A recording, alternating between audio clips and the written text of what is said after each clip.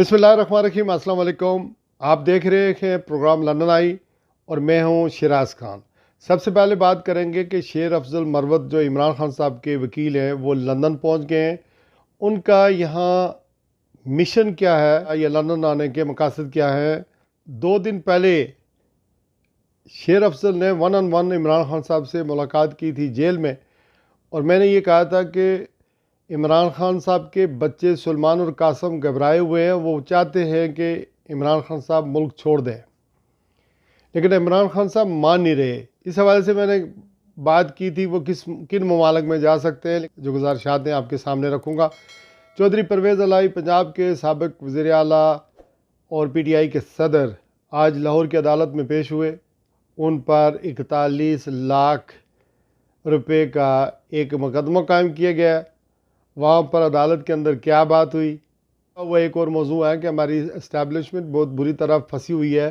दबाव न सिर्फ इमरान खान साहब पार्टी वर्करों पर है बल्कि इस्टेब्लिशमेंट पर भी बहुत ज़्यादा दबाव है। तो मैं कोशिश करूँगा कि आज उन्हें भी ये बताऊँ कि वो क्या कर सकते हैं, क्या कर सकती है हमारी इस्टेब्लिशमेंट, कि मुल्क आगे जा सकता है और ये जो पोलराइजेशन है ये ख़त्म हो सकती है। सबसे पहले आते हैं शेर अफजल मरवत साहब। इन हालात में जब केसेस लगे हुए हैं पाकिस्तान पर इमरान खान साहब के और उन्हें एक्सेस हासिल है, वो जेल में भी जाते हैं, उनसे मुलाकात करते हैं, वो लंदन यात्रा पर क्यों आए? पहले सुना तो मुझे ये लगा जैसे वो अजहर सिद्दीक साहब भी आए हुए हैं और वो मैनचेस्टर में आकर सेटल हो गए हैं, वापस नहीं गए, वो भी एक वकील थे। तो मुझे यही लगा कि शायद शेर अफजल साहब अपनी जान बचा कर वहाँ से आ गए हैं। लेकिन फिर मैंने ये सोचा कि अगर हुकूमत ने इनके ऊपर FIR भी दर्ज करवाई हुई है, इनका घर भी जो है वो मसमार हो गया है, तो इन हालात में हुकूमत के लिए बड़ा आसान था कि इन्हें बाहर ना आने देती। तो मुझे ये लगता है कि कहीं ना कहीं कोई फैमिली के साथ, बच्चों के साथ, यहाँ पर जो उनके 2 बेटे हैं, ज़ाहिर उनकी एक्स वाइफ है, इसके अलावा पार्टी वर्कर्स हैं, तो मुझे ये लगता है कि ये हमारी हुकूमत ने इन्हें इजाज़त दी है UK आने की। इमरान खान साहब को मुल्क से निकाला जाए, क्योंकि मैंने 2 दिन पहले जो वीलॉग किया था उसमें मैंने आपको बताया था कि इमरान खान साहब को मुल्क से निकालने के लिए कोशिश यहाँ भी हो रही है। UK में बहुत सारे लोग वरीड हैं और अपने MPs को भी ख़त लिख रहे हैं। तो वो ये समझते हैं कि ये जो लड़ाई है इमरान खान साहब की और जिस मकसद के लिए वो ये सारा कुछ कर रहे हैं, शायद अगर वो मुल्क उन्होंने ना छोड़ा तो कोई बड़ा हादसा ना हो जाए, क्योंकि इससे पहले हादसे हमारे मुल्क में होते रहे हैं। तो ये बात मेरी समझ में आती है कि शायद शेर अफजल मरवत को जाने ही या लंदन आने की इजाज़त इसीलिए मिली है कि कोई ना कोई ग्राउंड तैयार किया जाए, कोई ना कोई मंसूबा बनाया जाए कि किसी तरीके से इमरान खान साहब को कायल किया जाए, किसी तरीके से कि वो मुल्क छोड़ने पर राज़ी हों। एक इतला ये मिली है, पहले मैं ये समझ रहा था कि शायद अगर वो गए भी तो उन्हें UK यूरोप में नहीं आने दिया जाएगा, अमेरिका में नहीं जाने दिया जाएगा, चूँकि इमरान खान साहब को जेल से जब रिहाई मिलेगी या वो किसी दूसरे मुल्क में चले जाएंगे तो इमरान खान साहब चुप करने वाले तो शख्स है नहीं। चूँकि जितना मैं इमरान खान साहब को जानता हूँ कि वो हर वक्त अपनी आवाम से मीडिया के ज़रिए रब्ता रखते हैं। नेशनल मीडिया को जिस तरह इस्तेमाल किया, फिर सोशल मीडिया पर, फिर जब सब पे पाबंदी लग गई तो वो ख़ुद अपना जो मैसेजेस थे रिकॉर्ड करके आवाम से एक एक मुकदमा जो है वो डिस्कस करते रहे ना। He was talking all the time with the people, he is a person for the people. Imran Khan साहब को तुर्की भेजने के लिए राज़ी करने की कोशिश की जा रही है, चूँकि तुर्की, मलेशिया या कतर ये एक ब्लॉक है। और आपको मैं ये भी बताता चलूँ कि डॉक्टर जाकिर नाइक जो इंडियन हैं, मुसलमान हैं, उनका अपना एक TV था जो दीन की बातें करता था। वहाँ पर इंडिया के अंदर उनके ऊपर हालात तंग हुए, मोदी गवर्नमेंट ने बहुत सारे उनके ऊपर केस डाले, तो मलेशिया वो आ गए और मलेशिया इस वक्त वो सेटल रह रहे हैं। तो मलेशिया ने हेल्प की थी कि डॉक्टर जाकिर नाइक को वहाँ से निकाला जाए। इसी तरह तैयब अर्दगान का ये तो मुझे पता है कि ताल्लुकात बहुत अच्छे हैं इमरान खान साहब के साथ, और उनकी बड़ी ज़बरदस्त अंडरस्टैंडिंग है, और वो कोशिश भी कर रहे थे कि कतर, ये मलेशिया, तुर्की के साथ मिलकर एक टीवी चैनल भी कायम किया जाए, और फिर एक इत्तेहाद, एक ब्लॉक भी बनाया जाए जो सऊदी अरब को, यूएई को पसंद नहीं था। फिजिबिलिटी बनाई जा रही हो कि वो तुर्की चले जाएं, वहाँ पर राज़ी हो जाएं और कुछ अरसे के लिए वो खामोशी अख्तियार कर लें। 2 साल के बाद या 1.5 साल के बाद उन्हें फिर इजाज़त हो मुल्क के अंदर आने की। शेर अफजल खान ने यहाँ लंदन पहुँचने पर जो सबसे पहला ट्वीट किया है वो ये किया है कि उनके ख़िलाफ़ पाकिस्तान में एक एफआईआर दर्ज हुई है। तो उन्होंने लिखा है कि मुझे सबसे पहली चीज़ ये मिली लंदन पहुंचने कर कि पाकिस्तान में मेरे ख़िलाफ़ डीआई खान में ताज़ा एफआईआर दर्ज कराई गई है। शोरकोट डीआई खान के एक मुहिब वतन ने पुलिस और दफाई अफवाज के ख़िलाफ़ नफरत फैलाने के इल्ज़ाम में मेरे ख़िलाफ़ एफआईआर दर्ज कराई है। इल्ज़ाम में कहा गया कि मैंने यूट्यूब के ज़रिए अपने आखिरी व्लॉग के ज़रिए लोगों को एक और 9 मई का वाक़या पेश करने पर उकसाया है। काश पुलिस हुकाम एफआईआर दर्ज करने से पहले मेरा व्लॉग देख लेते। मैं जानता हूं कि यह सब कौन और किस लिए कर रहा है। आसान करने की इन तकनीकों को अदालतें मद्देनज़र रखेंगी और आपको इसका जवाब पेश करना होगा। बराए करम मेरे ख़िलाफ़ अपने मुकदमात साबित करें, लेकिन अगर आप नाकाम हुए तो मुहिब वतन शिकायत कुनिंदा अब्दुल मजीद गैर संजीदा केस के अखराजात भी बर्दाश्त करेंगे। ये उन्होंने कहा, और फिर ये भी कहा कि मैं वापस आऊँगा और KPK और पंजाब में कन्वेंशन की क़यादत करूँगा। ये ट्वीट है जो शेर अफजल मरवत ने लंदन पहुँचने पर की है। ये कि वो हो सकता है उनके लिए अरसाए याद या ज़िंदगी जो है वहाँ पर तंग कर दी गई हो और वो UK में किसी तरीके से आ गए हैं और यहाँ से वो वापस ना जाएं और असालम ले लें या यहाँ पर स्टे कर लें।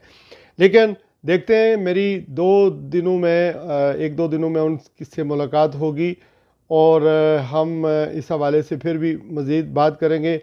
लेकिन ये गैर मामूली मुझे विज़िट लगता है शेर अफजल का इस मौके पर, जबकि उनका वहाँ इस्लामाबाद में होना बहुत ज़रूरी था। साबिक़ वज़ीर आला पंजाब उनको आज लाहौर की अदालत में पेश किया गया। 3 महीने से वो जेल में हैं और उन्हें कभी एक जेल में, कभी दूसरी जेल में, कभी एक अदालत में, किसी दूसरी अदालत में पेश किया जा रहा है। मैं हैरान हूँ, उनकी उम्र है 77 साल। आज जो अदालत के अंदर पेश हुए तो उन पर इल्ज़ाम था, जो इन्वेस्टिगेटर था उसने इल्ज़ाम ये था कि उनके घर से 41 लाख रुपया बरामद हुआ है, जो उन्होंने नौकरियां दी हैं उसमें से वो कमीशन खाया है या उसके लिए रिश्वत खाई है, तो वो 41 लाख रुपया उनके घर से बरामद हुआ है। तो उस पर परवेज़ इलाही साहब ने जज साहब से रोस्टर पर आने की जब गुजारिश की, तो वहाँ पर जब वो आए तो उन्होंने जज साहब को कहा कि मैं इनकी कस्टडी में था, यानी मैं पुलिस वालों के पास था, मैं रात भर सोया रहा, मुझे कोई पता नहीं कि ये मेरे घर में कब गए। आपको याद होगा जब इन्होंने दरवाज़ा तोड़ा था तो इन्होंने कब पैसे बरामद किए, मुझे इसका कोई पता नहीं। उन्होंने कहा मैं लानत भेजता हूँ ऐसी सियासत के ऊपर कि मैं लोगों को नौकरियां देकर जो है वो रिश्वत लेता हूं या पैसे इकट्ठे करता हूं। तो उस वक्त जो जज साहब थे उन्होंने ये कहा कि इन्वेस्टिगेटर की तरफ देखा तो उन्होंने कहा जी आप इस बारे में क्या कहते हैं। तो इन्वेस्टिगेटर ने कहा जी हर मुजरम जो होता है, हर मुलज़म जो होता है वो अदालत में ऐसे ही बयान देता है। तो उसके बाद फिर परवेज़ इलाही साहब ने कहा कि इन लोगों को कुछ ना कहें, चूँकि ये अपनी नौकरियां पक्की कर रहे हैं। चौधरी परवेज़ इलाही साहब हैं या जो गुजरात के चौधरी हैं जैसे चौधरी शुजात साहब हैं, इन्होंने हमेशा मिलिट्री एस्टेब्लिशमेंट के साथ बना कर रखी है और ये कभी भी मिलिट्री एस्टेब्लिशमेंट या एस्टेब्लिशमेंट के अगेंस्ट नहीं चले हैं। हालांकि चौधरी शुजात साहब का या चौधरी परवेज़ इलाही का एक बड़ा कारनामा ये भी है, हालांकि मैं इनकी सियासत को कभी मैंने एडमायर नहीं किया, लेकिन इनका एक कारनामा यह था कि यतीम बच्चियाँ कहते हैं अपनी परवरिश में लेते थे और उन्हें फिर तालीम दिलवाते थे, फिर उनकी शादियाँ करवाते थे। तो बड़ी नेकी का काम था। और चौधरी शुजात साहब का एक और काम भी ओवरसीज़ पाकिस्तानियों के लिए बड़ा अहम था कि उन्होंने ये जो ओवरसीज़ पाकिस्तानी है, वो 3-4 महीने के, पता है आपको कि वो वज़ीर आज़म भी बने थे। तो उन्होंने जो ओवरसीज़ पाकिस्तानी है उनके लिए एक लॉ मंजूर किया था कि अगर आपके पास वैलिड पासपोर्ट पाकिस्तानी है तो आपकी मैयत जो है, यानी डेड बॉडीज़ जो हैं, वो पाकिस्तान PIA फ्री लेकर जाएगा। जो अभी तक वो रूल, अभी PIA तो खैर बंद है, उसकी फ़्लाइटें बंद हैं, रूल जो है अभी तक, वो लॉ अभी तक मौजूद है। चौधरी परवेज़ अलाई हैं, इनके ऊपर बुरा वक्त इस वजह से आ गया कि ये एक तो इमरान खान साहब से अपनी लॉयल्टी पूरी तरह दिखा रहे हैं और इन्होंने बहुत ज़्यादा इज़्ज़त कमाई है पिछले 3 महीनों में। लोगों ने रियली इनकी सियासत को, इनकी कुर्बानी को पसंद किया और पंजाब की असम्बली को इन्होंने डिज़ाल्व कर दिया इमरान खान साहब के कहने के ऊपर। हालांकि हमारी इस्टेब्लिशमेंट नहीं चाहती थी कि ये असम्बली डिज़ाल्व करें। फिर इमरान खान साहब को छोड़ने के लिए इनके ऊपर दबाव था, ये नहीं, यानी ये अलग नहीं हुए। और मैं नहीं समझता था कि जब पहले गिरफ़्तार हुए तो मैं ये सोच रहा था कि शायद ये पहले आदमी होंगे जो प्रेस कॉन्फ्रेंस करके इमरान खान से अपनी राय जुदा करेंगे। ना ही इनका बेटा तो बाहर है, मोनो सलाई, ना ही मोनो सलाई ने और ना ही परवेज़ अलाई ने अभी तक PTI से या इमरान खान से अपनी राय जुदा की हैं। शुजात साहब के पास इस्टेब्लिशमेंट थी और एक चौधरी परवेज़ अलाई के पास इस्टेब्लिशमेंट थी। फिर ये भी कहा जा रहा है कि कुछ अहद व पैमान हुए थे, कुछ मायदे हुए थे जो इन्होंने नहीं माने। लेकिन चौधरी परवेज़ अलाई मंजे हुए सियासतदान हैं, वज़ीर आला रह चुके कई बार पंजाब के, इन्होंने सारी सियासत को देखा हुआ है।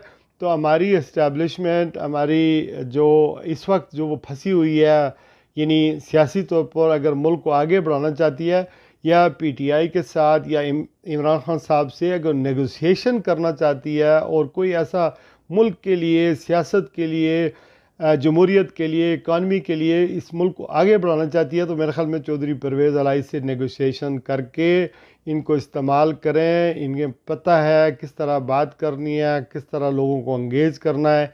तो इनको इस्तेमाल करके, इनके तजर्बे से, इनकी पुरानी दोस्ती से फ़ायदा उठाकर इनसे बात करके इमरान खान साहब के साथ एक, या PTI के साथ या बाकी जितने भी सियासतदान हैं, वो सारे उनको इकट्ठा करके आप मुल्क को आगे बढ़ा सकते हैं। ये मीडिएशन का सालसी का किरदार अदा कर सकते हैं और ये इस्टेब्लिशमेंट की हमेशा इन्होंने लाइन टो किया और आज भी इनमें मेरा पूरा यकीन है कि ये ना फ़ौज के ख़िलाफ़ हैं, ना मुल्क के ख़िलाफ़ हैं, ना इन्होंने कोई करप्शन के बारे में मैं कुछ नहीं कह सकता, चूँकि करप्शन हमारे यहाँ तो होती है और वो वही लोग जो गुजरात के हैं वो बता सकते हैं। बाकी ये कि जो एहतसाब का जो ड्रामा है वो होना तो चाहिए, ये कि सब लीडरों का क्रॉस एहतसाब हो ताकि अवाम के ज़हन साफ़ हों।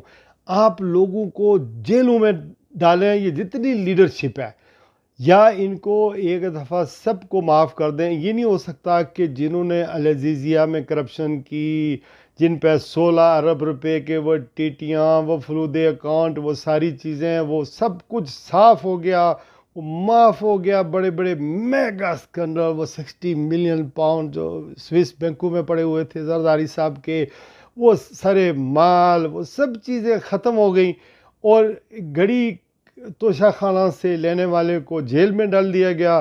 जिन्होंने BMW ली, मर्सिडीज़ ली, उनको छोड़ दिया गया जो वह लो ही नहीं थे। इसी तरह 41 लाख रुपया जो है वो चौधरी परवेज़ अलाई के घर से बरामद करके आप इस तरह के ढकोसले खड़े करते हैं और जो बाकी थे वो सब धुल गए। ना पीपल्स पार्टी वाला कोई रहा, ना कोई दूसरा रहा, ना किसी ने कोई करप्शन की, वो सारे चूँकि वो महबूब नज़र हो गए, वो लाडले हो गए। तो ये सारी चीज़ें मेरे ख्याल में जग हसाई वाली बात है, इस तरह मुल्क आगे नहीं चलेगा। और वैसे ये भी कहा जाता है कि चौधरी परवेज़ अलाई ने कोई वादा भी तोड़ा है, उनको कहा गया था कुछ और उन्होंने किया कुछ और अपनी सियासत करनी चाहिए। अगर उन्होंने कोई वादा तोड़ा है तो वाई नॉट, अगर वो सियासतदान था, उसने वादा किया था कोई तो तोड़ दिया तो कोई फ़र्क नहीं पड़ता है। तो इस वजह से हर कोई अपने डोमेन में अगर रहे तो चले, अपने मुल्क को चलाए, अपनी सियासत करे, तो इससे जमहूरियत का, मुल्क का, आइन का, अदारों का कद काठ बड़ा होगा और जिस नहज पर हमने ज़ाती लड़ाइयों को मुल्क की मफाद पर तरजीह दी हुई है, इससे ना कौम के जहन साफ़ होते हैं और कौम फेडअप हो गई है। कहाँ कहाँ से हम जो है पसपाई इख्तियार कर रहे हैं। क्रिकेट की बात कर लें, कितने सिफारशी वहाँ पर गए, किस तरह हम क्रिकेट हार रहे हैं, वहाँ वर्ल्ड कप से तकरीबन आउट ही हो गए हैं। इसी तरह आप किसी भी मैदान में आप देख लें, आज इतने हम कमज़ोर हैं, इतने कमज़ोर हैं कि हमें ये सियालकोट सेक्टर पर अभी फायरिंग रिसेंटली हुई है तो हम जवाब भी कोई नहीं दे सकते, जवाब दिया होगा तो खबर नहीं दे सकते। इसी तरह कश्मीर की लाइन ऑफ कंट्रोल पर आप देख लें क्या हालात हैं। हमने 76-75 साल कश्मीरियों के साथ वादा किया, 1 लाख से ज़्यादा कश्मीरी शहीद करवा दिए, हमने कश्मीरियों को आज अकेला छोड़ दिया, पसपाई इख्तियार कर ली। तो ये चीज़ें सारी जो हैं वो देखने वाली होती हैं। मुल्क को अगर आगे चलाना है तो ठीक तरीके से चलाएं। बाकी ये कि बहुत सारे दोस्त अमेरिका से, सऊदी अरब से, पाकिस्तान से फ़ोन करते हैं, अप्रिशिएट करते हैं, मेरे इस व्लॉग को पसंद भी करते हैं, इसको शेयर भी करते हैं। मैं आप सबका शुक्रिया अदा करता हूँ। सिर्फ फ़र्क ये है कि जब पाकिस्तान में रात होती है तो यहाँ स्टिल काम काज का वक्त होता है। अमेरिका में अभी पाकिस्तान के वक्त के मुताबिक तकरीबन 10 घंटे कई जगहों पर अमेरिका जो है वो पीछे है। जब वहाँ रात हो रही होती है तो वहाँ दिन होता है। तो इस तरह टाइम का थोड़ा सा डिफरेंस है। तो मैं कोशिश करूँगा कि व्लॉग इंशाल्लाह रेगुलरली एक ज़रूर किया जाए। इसके लिए बस इतना ही। अल्लाह हाफ़िज़।